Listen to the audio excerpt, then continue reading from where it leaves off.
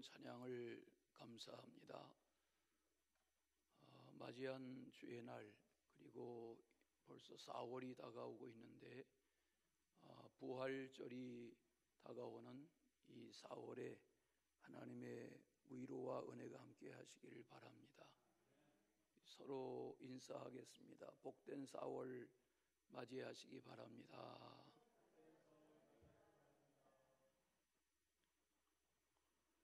오늘 읽으신 시편 32편의 1절과 2절의 끝자락에 보시면 복이 있도다 그런 표현이 반복됩니다. 우리말 성경에는 복이 있도다라는 표현이 뒤에 나오지만 원래 다윗의 고백인 히브리 표현에는 앞에 나옵니다. 복이 있도다 허물의 사함을 받고 자신의 죄가 가리워진 자요. 2절 복이 있도다 마음에 간사함이 없고 여호와께 정죄를 당하지 아니하는 자요. 이렇게 되어 있습니다. 이런 표현은 시편 1편 1절에 복이 있는 자는 하는 표현과 같은 내용입니다. 똑바른 길로 나아가는 자라 그런 뜻을 담고 있습니다. 예수님의 산상수훈 말씀 중에 팔복의 말씀, 복이 있나니라는 팔복의 말씀도 원 표현은 앞에 복이 있도다 심령이 가난한 자요 이렇게 되어 있는 것이 원래의 표현입니다. 다윗은 이스라엘 군대가 암몬 사람들과 싸워야 하는 전쟁의 때에 예루살렘 성 안에 남아 있으면서 전쟁의 일선에 나아가 싸우는 부하인 장수 우리아의 아내 밧세바를 취합니다. 그리고 그 우리아 장수를 전쟁의 최일선에 배치하게 해서 적군의 화살에 죽임당하게 합니다. 밧세바는 남편 우리아의 죽음의 소식을 듣고 크게 울었습니다. 슬픈 장례식을 마쳤습니다. 그 얼마 후에 다윗은 남편을 잃은 밧세바를 왕궁에 들여서 또 한 사람의 아내로 삼았습니다. 고대 국가의 왕들에게 흔하게 있는 일입니다. 저들 사이에 아들이 태어났습니다. 사무엘하 11장 27절을 읽다 보면 다윗이 행한 일이 여호와 보시기에 악하였더라 그랬습니다. 우리는 선지자 나단을 통해서 다윗 왕의 잘못을 책망하신 하나님의 말씀을 압니다. 태어난 아기가 병들었습니다. 몹시 앓았습니다. 일주일 만에 앓다가 죽었습니다. 이 기간에 다윗은 회개하며 먹지 않고 밤낮으로 땅바닥에 엎드려 기도하였다고 했습니다. 어린 아들의 죽음의 소식을 들은 아버지 다윗은 나는 그에게로 가려니와 그는 내게로 돌아오지 아니하리로다 이런 고백을 남겼다고 성경에 전해집니다. 다윗은 자신의 범죄로 인해서 하나님 앞에 괴롭고 실망스럽고 자책에 갇혀서 처절한 회개의 날들을 지내고 또 지내야 했습니다. 훗날에 고백한 참회의 시편 중에 하나가 오늘 전문을 읽으신 시편 32편입니다. 시편 중에 6편 그리고 우리가 잘 아는 51편 거기에 보면 다윗이 이 범죄 후에 하나님 앞에 처절하게 씨름하는 그런 장면들을 자세하게 우리는 기억합니다. 오늘 이 32편은 죄로부터 용서받은 자의 감격 그 내용을 기록하고 있습니다. 1, 2절은 죄에서 용서받은 자의 심정이 어떠한가 하는 것입니다. 3절, 4절, 5절 이어지는 내용에는 죄를 회개하지 않았을 때 밤낮으로 견딜 수 없는 고통 가운데 신음하는 나약한 인간의 모습을 솔직하게 표현하고 있습니다. 주께 자복하고 회개할 때래야만 누리게 되는 죄사함의 은총, 그것이 무엇인지를 설파하고 있습니다. 7절은 자신의 부끄러운 죄의 경험으로부터 오직 하나님만이 은신처가 되실 수 있고 하나님만이 범죄한 인간의 보호자가 되실 수 있고 하나님만이 부끄러운 죄로부터 인간을 구원하실 수 있다는 고백을 합니다. 나머지 8절 이하의 11절까지의 후반부의 내용은 죽을 죄를 지었던 자신의 예를 들면서 온 나라의 백성들에게 죄를 멀리하고 하나님을 가까이 하며 살자. 그래야 우리의 영이 하나님 안에서 기쁨과 즐거움을 누리게 된다. 그런 말씀을 합니다. 10절을 보시겠어요? 펼쳐가지고 계시면 시편 32편 10절에 보니까 악인에게는 많은 슬픔이 있으나 여호와를 신뢰하는 자에게는 인자하심, 하나님의 사랑이 두루신다 그랬습니다. 다윗은 지금부터 3000년 전의 인물입니다. 그 당시에 고대 국가의 왕들은 못하는 일이 없었습니다. 일인지하 만인지상 그런 말을 쓰지 않습니까? 왕의 말이 곧 법이었습니다. 거칠 것이 없었습니다. 주변 나라 왕들이 다 그렇게 살았습니다. 그런데 하나님을 잘 믿던 다윗이 어떻게 이런 범죄에 빠졌을까? 시편 51편의 같은 이 사건 후에 범죄 후에 고백한 시편 51편에 보면 3절에 내 죄가 항상 내 앞에 있습니다. 그렇게 고백합니다. 죄는 짓고 나면 죄가 우리 몸 안에 있는 것입니다. 떨쳐지질 않습니다. 시편 51편 9절에도 보니까 내 모든 죄악을 지워주세요 그럽니다. 죄의 문제가 해결이 되지 않는 겁니다. 그래서 안타까워하고 그래서 괴로워하고 그래서 탄식하고 그래서 탄원하고 그런 내용들이 구구절절이 나오죠. 다윗은 원래 우리가 아는 대로 기도의 사람이었습니다. 경건하게 살고자 했던 인물입니다. 그랬던 하나님의 사람 다윗이 이런 범죄에 빠졌습니다. 무슨 말입니까? 누구나 그럴 수 있다는 말입니다.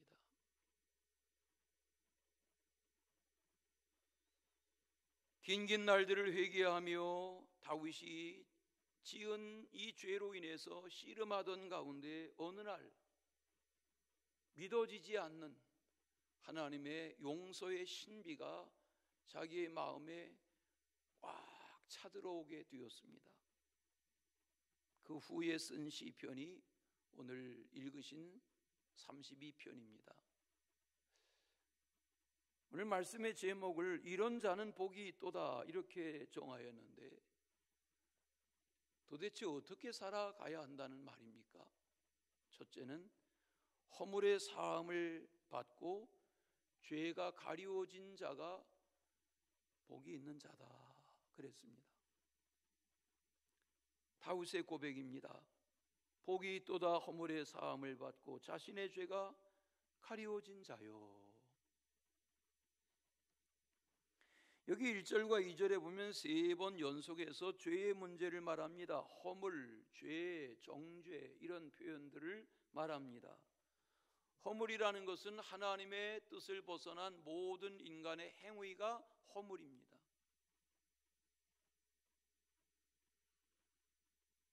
그 뒤에 죄라는 것은 표적에서 화살이 빗나가는 것, 그 표적이 하나님의 뜻이죠. 하나님의 뜻에서 빗나가는 것이 죄입니다. 정죄라는 것은 구부러지고 왜곡된 상태를 말하는 것입니다.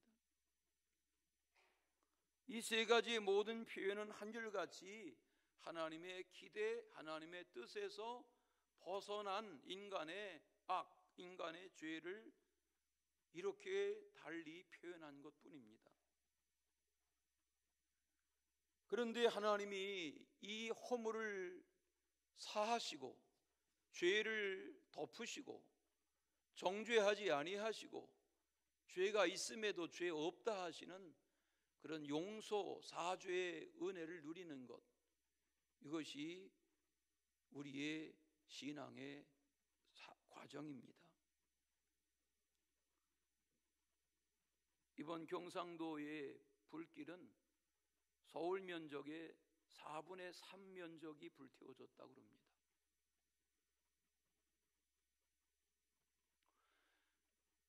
발화 지점이 있겠죠.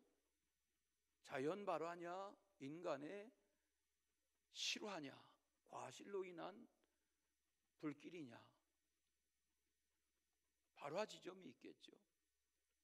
현재 조사로는 경기도에 사는 50대 남성이 대구를 거쳐서 의성의 조상의 묘를 이 겨울에 정리하다가 봉분에 있는 나무 뿌리를 해결하려고 나이탑 불을 붙였는데 이것이 화근이 됐다. 보여주시겠어요? 하나의 나이탑 불. 여러분, 불이라는 것은 좋게 쓰이면 좋은 것입니다. 불은 세상을 밝힙니다. 그러나 잘못 쓰이면 불은 세상을 태웁니다. 화마라고 하죠.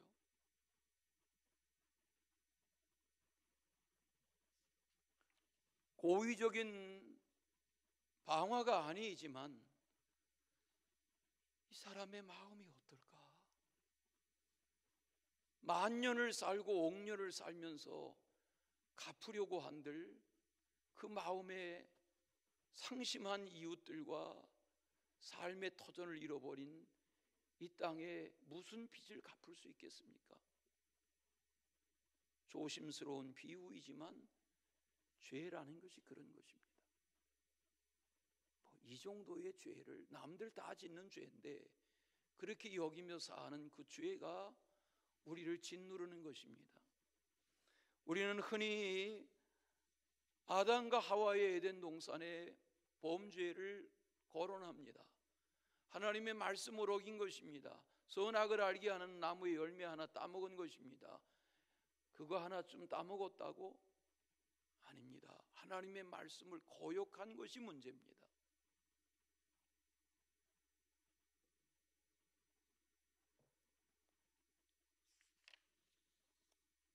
인간의 나약함이 여기에 있습니다. 인간은 다 부족합니다. 인간은 다 허물투성입니다. 인간은 다 죄 속에 나서 삽니다. 인간은 하나님이 죄 있다 하시면 피하고 숨을 자가 없습니다. 성 어거스틴이 가장 좋아하고 가장 애독하며 묵상하던 시편이 이 32편이라고 그럽니다. 우리는 어거스틴을 성 어거스틴이라고 말하지만 그는 원래 10대 시절에 부모의 마음을 아프게 했던 타락한 생활을 했던 성적인 일탈과 방종에 빠져서 10대에 이미 어느 여자와 함께 동거하며 아이를 낳고 아들을 낳고 철학과 문학에 심취하던 저가 마니교라는 이단에 빠지고 그 어머니 모니카가 늘 탄식하며 하나님 앞에 눈물로 밤을 지새우며 기도하고 그런 긴 세월 보내던 중에 암브로스라는 감독의 설교를 들을 기회가 있었는데 32살 때에 이 어거스틴이 그 설교에 충격을 받고 돌이켜 새로운 삶을 살기 시작하며 4세기의 성자 어거스틴이 이 땅에 탄생하는 계기가 됐다. 그렇게 역사가 평가합니다. 그 후에 그는 어린 아이들이 뛰어놀면서 부르는 노래 소리를 들었습니다. 그 노래의 가사는 집어들어서 읽어라. Take up and read. 집어들어서 읽어라, 이런 내용의 가사가 들어있는 그런 노래였습니다. 어제 전도 현장에 제가 세탁물 때문에 차를 가지고 가는데 돌아오면서 가화만사성, 그런 노래가 나오는 걸 처음 들어봤어요. 가화만사성이라는 노래가 있어요. 찾아서 들어보세요.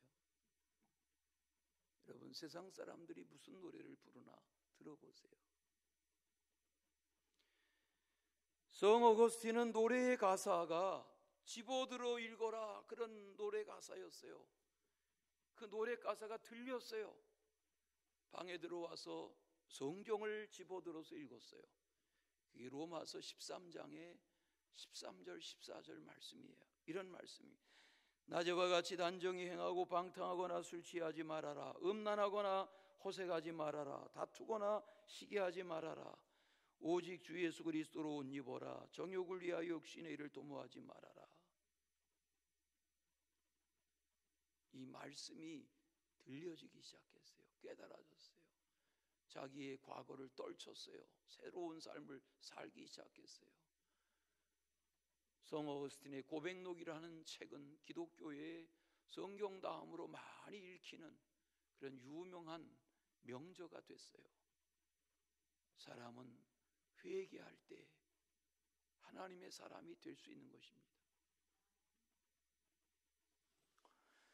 다윗이 그랬습니다. 간악한 범주에 휩싸여 있던 다윗이 처절한 회개의 날들을 지냅니다. 그리고 하나님의 사죄의 은총을 입습니다. 하나님의 용서가 아니면 도저히 고개를 들고 살 수 없는 인생인데 하나님이 그를 이 세상에 다시 세워 쓰기 시작하셨습니다.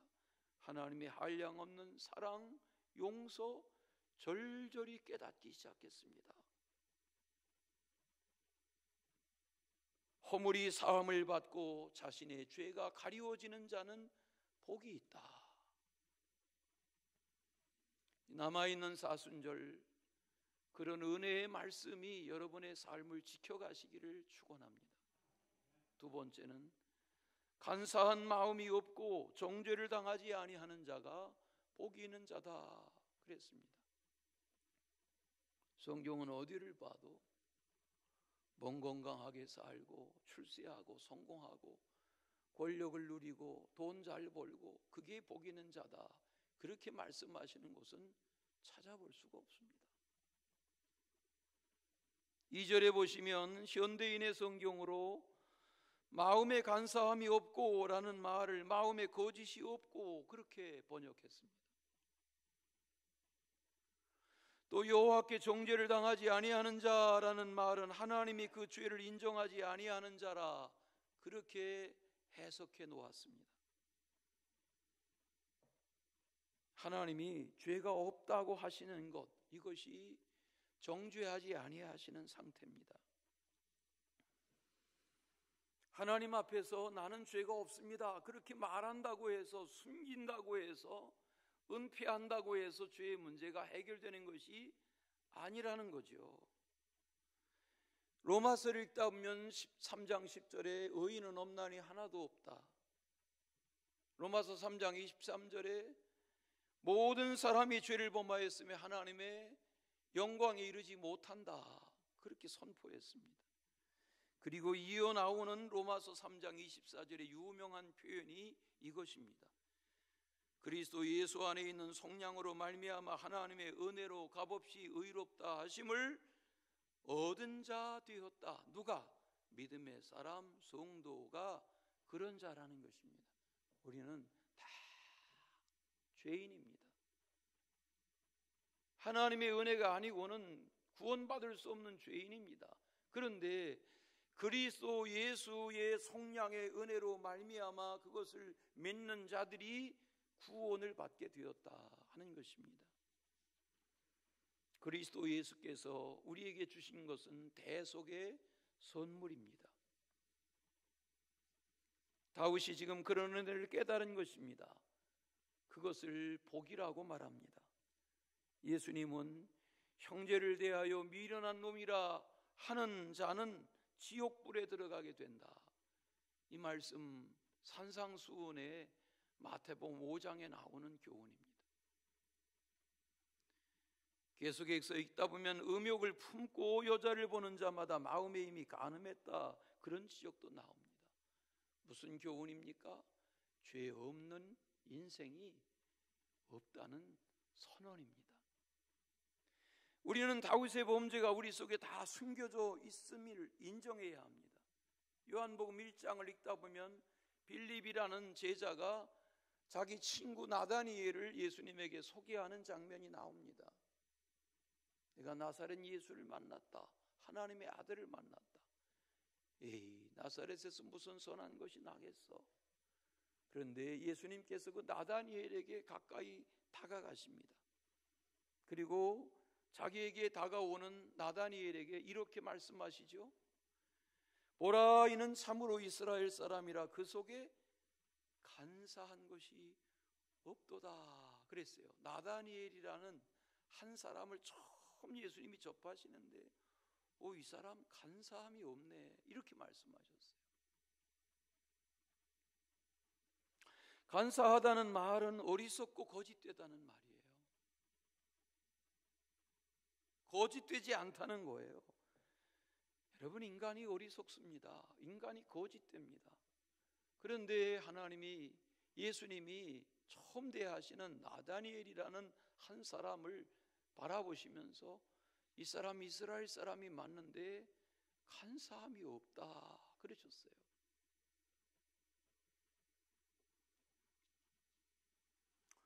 (11절) 말씀처럼 여호와 하나님을 기뻐하고 즐거워하고 살고 그 마음이 정직해서 하나님을 즐거이 외치며 살 수 있는 그 영혼이 간사함이 없는 영혼인 거죠.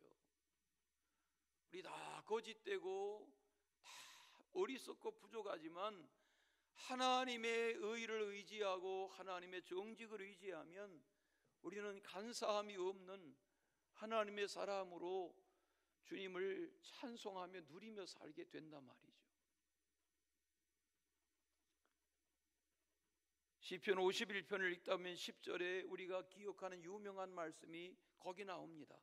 하나님이 연애 속에 정한 마음을 창조하시고 내 안에 정직한 영을 새롭게 하소서. 다 같이 하나님이여 내 속에 정한 마음을 창조하시고 내 안에 정직한 영을 새롭게 하소서. 내 정한 마음, 정직한 영, 뭘 말합니까? 정한 마음과 정직한 마음이 내가 지켜갈 수 있는 영역이 못 된단 말이에요. 하나님의 은혜가 아니고는 우리는 보는 것이 죄요, 듣는 것이 죄요, 생각하는 것이 죄요, 도모하는 것이 죄요, 모든 것이 죄일 뿐이에요.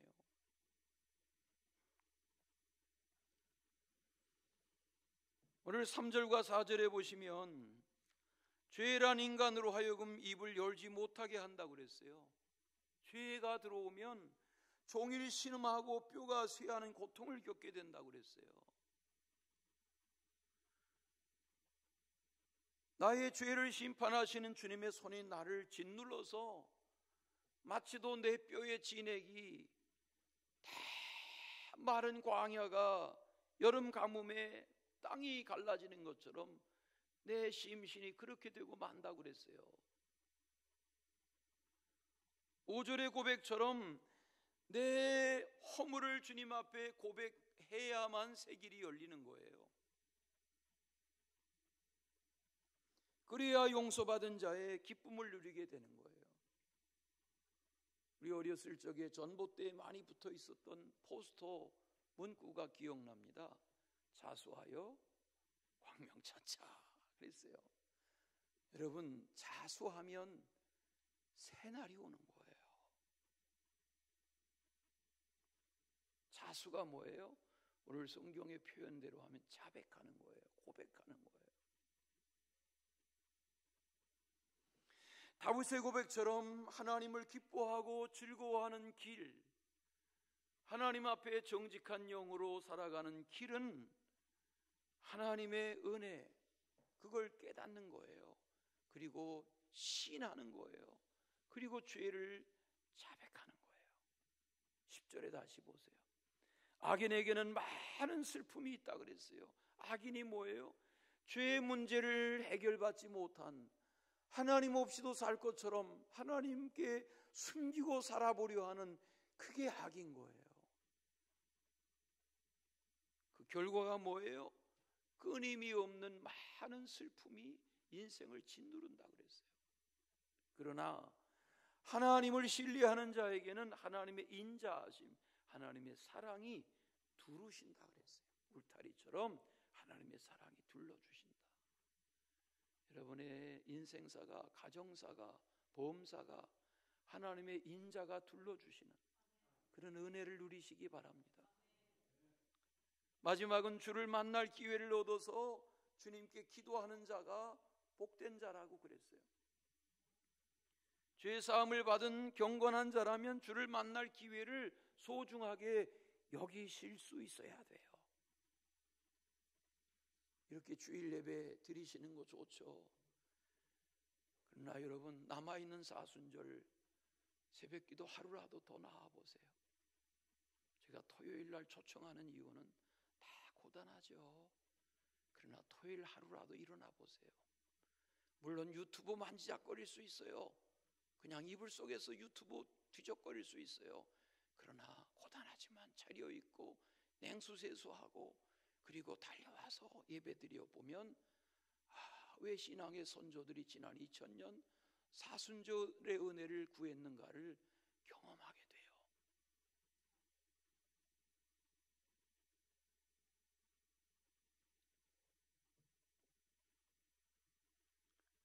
하나님의 은혜, 하나님의 긍휼, 하나님의 자비가 어떻게 주어지는 것인가?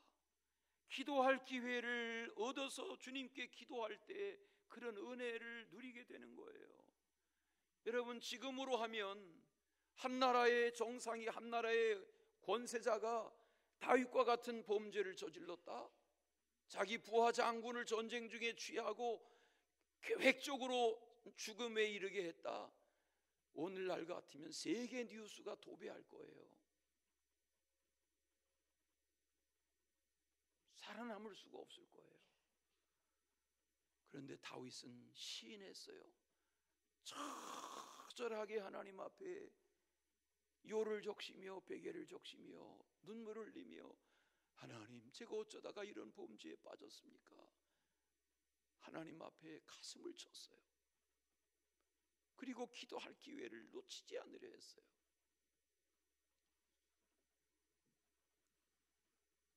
육 절 말씀처럼 하나님을 가까이 하면 하나님이 만나주세요. 하나님은 경건한 자에게 함께 하세요. 경건한 자라는 말은 하나님의 뜻대로 살아가고자 씨름하는 믿음의 사람을 일컫는 표현이에요. 이 세상에 경건한 사람 없어요. 그러나 하나님의 뜻대로 살고자 씨름하는 자가 경건한 자인 거예요. 그의 찬송, 그의 기도, 그의 말씀 묵상, 그의 삶은 달라지는 거예요. 여호수아 23장에 보면 여호수아가 나이만 안 들고 죽을 날이 됐습니다. 장로들, 수령들, 재판관들, 관리들을 곁으로 다 불렀습니다. 나라의 지도자들을 다 곁으로 불렀습니다. 그리고 이렇게 말합니다. 여호수아 23장의 앞부분에 보니까, 여러분, 나는 나이가 많아 늙었습니다. 여호수아가 110살에 죽었습니다. 그는 세상을 떠나기 전에 이렇게 나라의 지도자들에게 유언했습니다. 하나님이 여기까지 인도하신 것을 기억해야 합니다.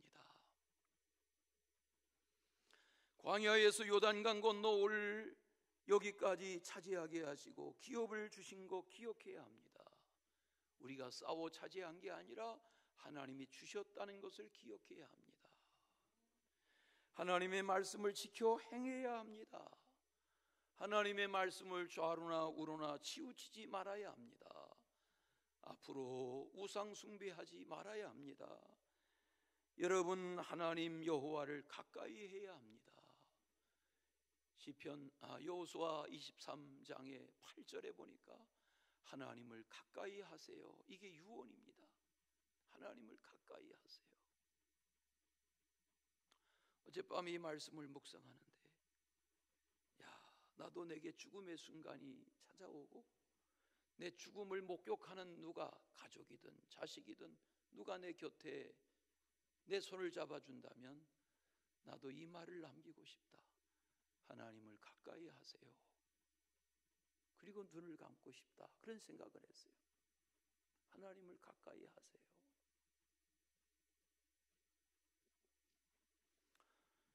여호수아의 유언인 23장, 여호수아 23장의 11절에 보니까 그는 이런 유언도 했어요. 스스로 조심하고 하나님을 사랑하세요. 하나님의 말씀을 범하고 떠나면 하나님이 여러분에게 진노하실 것입니다. 이런 경고의 말도 유언으로 남겼어요. 여러분 생각해 보십시오. 왜 기도해야 하는 걸까요? 왜 기도하며 살아야 하는 걸까요? 다윗은 깨달았습니다. 죄를 범하고 악에 빠지고 나니까 밤낮 없이 뼈를 깎고 진액을 깎는 것 같은 신음의 순간이 자기를 짓누르는데 견딜 수가 없습니다. 우리 지난주에는 압살롬으로 인한 반역 사건을 묵상했습니다. 그것은 비교도 되지 않습니다. 다윗이 범죄하고 나니까 자기 속에 지은 죄가 자기를 짓누르는데 견딜 수가 없습니다. 이게 인간의 나약함입니다.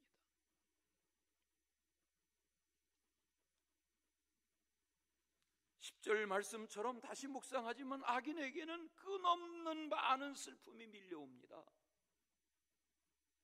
그러므로 하나님을 신뢰하고 하나님께 순간마다 기도할 기회를 놓치지 말아야 합니다. 기도하며 살아야 됩니다.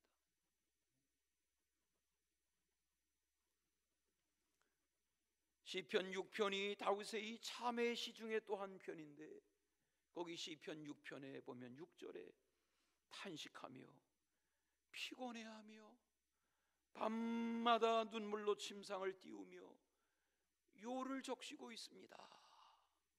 그래요. 그랬던 다윗인데 오늘 말씀에 와서 보니까 하나님을 기뻐하고 하나님을 즐거워하고 하나님을 찬양한다. 이게 사주의 은총이에요. 이게 하나님의 사랑이에요. 시편 6편에 좀 더 보시면 8절과 9절에 여호와께서 내 울음소리를 들으셨습니다. 여호와께서 내 간구를 들으셨습니다. 여호와께서 내 기도를 받으실 것입니다. 여호와여 내게 은혜를 베풀어 주세요. 시편 6편에 보니까 여호와의 나의 뼈도 떨리고 영혼도 떨리니 나를 고쳐주세요. 여호와의 나의 영혼을 건져주세요. 여호와의 주의 사랑으로 나를 구원해 주세요. 이런 고백을 계속하고 있습니다.